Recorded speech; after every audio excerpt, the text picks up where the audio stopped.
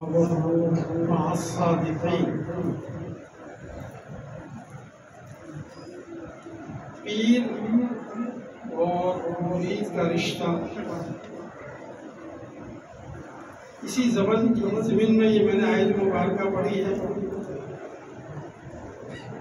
کہ پیر اور مرید کا جو رشتہ ہے وہ کیا ہے کہ جب کوئی بندہ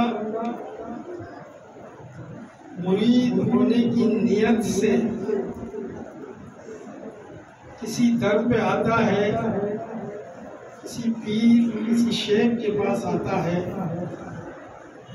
پہلی چیز یہ ہے کہ اس کو مقصد کے ساتھ آنا چاہیے، ایک مقصد ایک ایم لے کر آنا چاہیے کہ مجھے وہاں جا کے لینا کیا ہے، مجھے وہاں جا کے ملے گا کیا، اور جس سے میں لینے جا رہا ہوں وہ اس قابل ہے بھی کہ نہیں، وہ مقام رکھتا ہے کہ نہیں، وہ بلندی رکھتا ہے کہ نہیں۔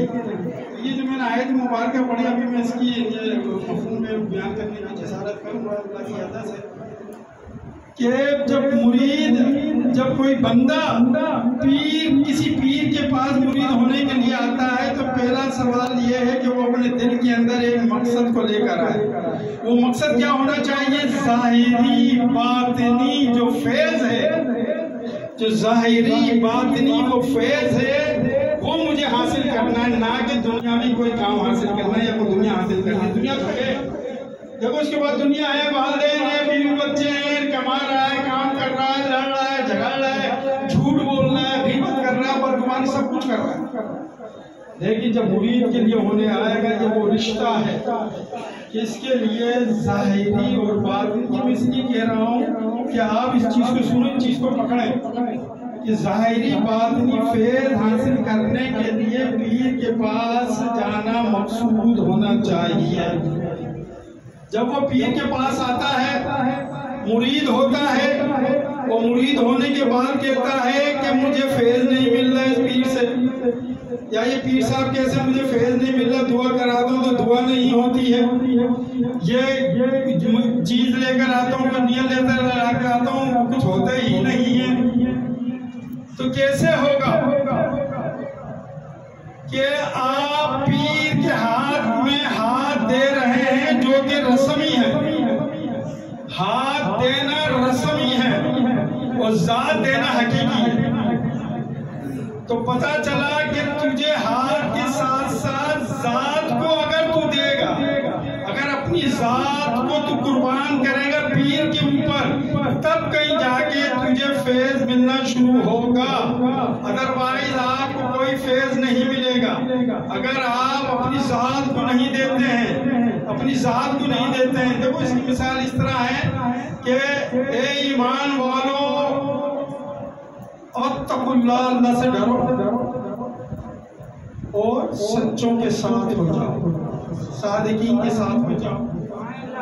اس کی تفسیر اس طرح بیان شارٹ کٹ میں بات کر رہا ہوں کہ ٹائم میرے پاس بہت کم ہے کہ حضرت علامہ راغب اصفہانی رحمۃ اللہ تعالی علیہ اس آیت کی تشریح اس طرح کرتے ہیں کہ جو صادقین کا مطلب ہے کہ سچ بولنے والا، سچوں کے ساتھ ہو جاؤ، وہ فرماتے ہیں اپنی روشنی کے اندر کہ اس کا مطلب یہ ہے کہ وہ لوگ،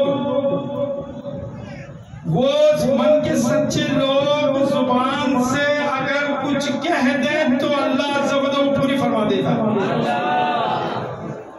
اب ایسے لوگوں کے پاس اگر آپ مرید ہونے آئیں گے اور مرید ہونے کے ساتھ ساتھ رسمی ہاتھ نہیں دینا ہے، ارے وہ کیونکہ جب وہ ہاتھ لیتے ہیں، ہاتھ پہ ہاتھ رکھتے ہیں تو کیا کہتے ہیں؟ توبہ کرواتے ہیں، وعدہ کرواتے ہیں، تجدید عہد وفا کرواتے ہیں، آپ سے آپ کو نماز پڑھنے کی تلقین کراتے ہیں اور غوث پاک کی لڑی کے اندر پروتے، یہی کہتے ہیں نا۔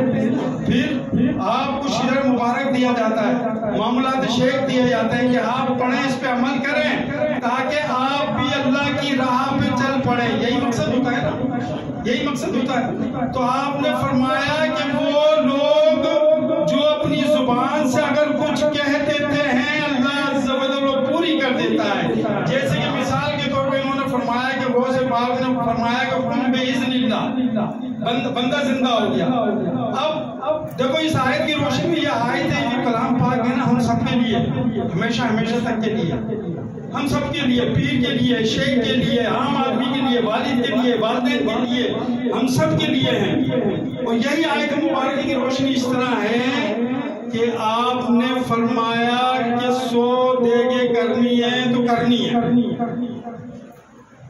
80 دیگیں کرنی ہے تو کرنی ہے. عرس کرنا ہے اس شان سے کرنا ہے، کچھ اسباب نہیں ہے، کوئی اسباب سامنے نظر نہیں آ رہے ہیں. ارے 10 روزہ تراویح ہے، اسباب نظر نہیں آ رہے ہیں.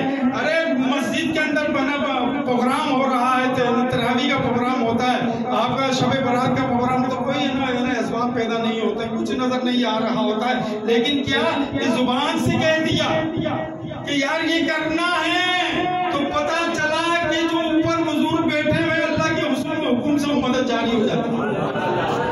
دیکھو غوث پاک نے کیا کہا؟ اللہ کے حکم سے زندہ ہو جا. انہوں نے یہ تو نہیں کہا غوث پاک کے نام سے زندہ ہو جا، اللہ کے حکم سے زندہ ہو جا.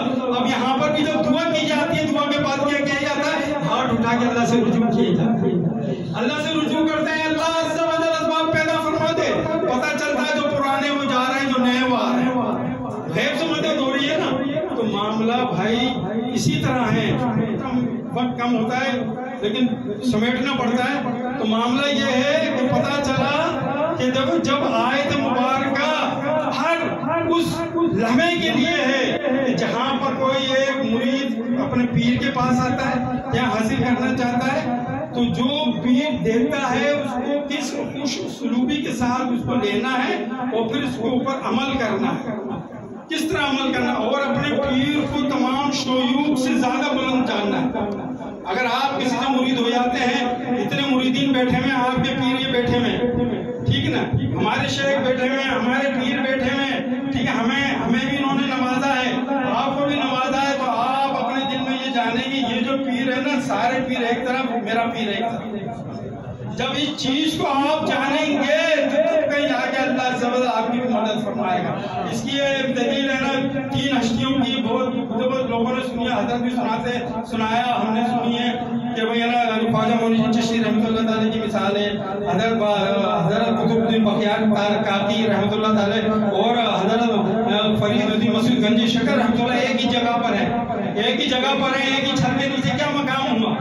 مرشید نے کہا جہاں دادا پیر کے لیے پیر چومو، قدم بوسی کرو. اے فرید الدین، کون کہہ رہا ہے؟ مرشید کہہ رہا ہے. قطب الدین بختیار کاکی رحمۃ اللہ تعالیٰ اپنے مرید کو کہہ رہے ہیں اے فرید الدین جاؤ دادا پیر. خواجہ معین صاحب نے کہا، خواجہ معین چشتی رحمۃ اللہ تعالیٰ نے، جاؤ قدم بوسی کرو. اب آپ اٹھتے ہیں، قدم بوسی کے لیے جاتے ہیں، پتہ چل رہا ہے بجائے دادا پیر کی قدم بوسی کرنے کے اپنے مرشید کی قدم بوسی کر رہے ہیں. آپ نے کہا میں نے تو کہا تھا کہ دادا مرشید نہیں کرو، آپ نے میری کر لی. پھر دوسری دفعہ، پھر تیسری دفعہ، پھر آپ نے کہا کہ ایسا کیوں کر رہے ہو؟